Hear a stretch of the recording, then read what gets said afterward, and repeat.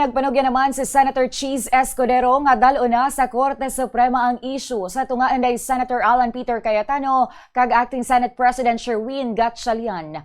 Si Gatchalian ang ginaliher sang Hunyo 3 bilang Senate President pro tempore kag nangin Acting Senate President. Apang nagpanindugan si Senator Alan Cayetano nga siya gihapon ang Senate President illegal ang eleksyon sang Gatchalian Block bangod 12 lang sina gani nga wala ini ginakilala ni Cayetano. Sa suno kay Escudero nga nakapungko man nga Senate President Anay, ang pagdala sang isyu sa Korte Suprema amo ang pinakamaayo kag malino nga paagi sa pagtumod kung sino gid ang may matarong nga katungdanan bilang Senate leader. Ginhatagan niya sa ehemplo ang kaso nga o kung ginhatag niya nga ehemplo ang kaso nga Avelino versus Cuenco sang 1949 nga nagtuhawan na din sa nagluntad ang tensyon sa Senate.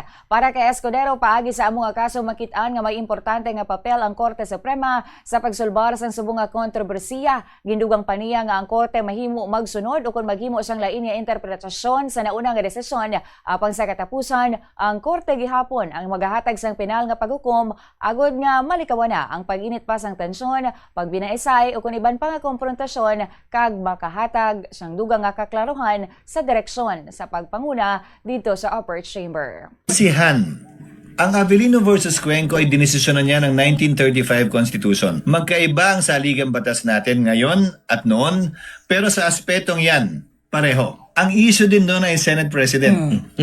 Pero kaya hindi sila nagkasundo, dinemanda ni Avelino si Cuenco. Opo. Kaya nga nagkapasya nagkaroon ng desisyon Ngayon kung mangyayari man yan, pwede naman magdemanda rin. Iba na nga lang siguro ang pangalan. Cayetano versus Gatchalian.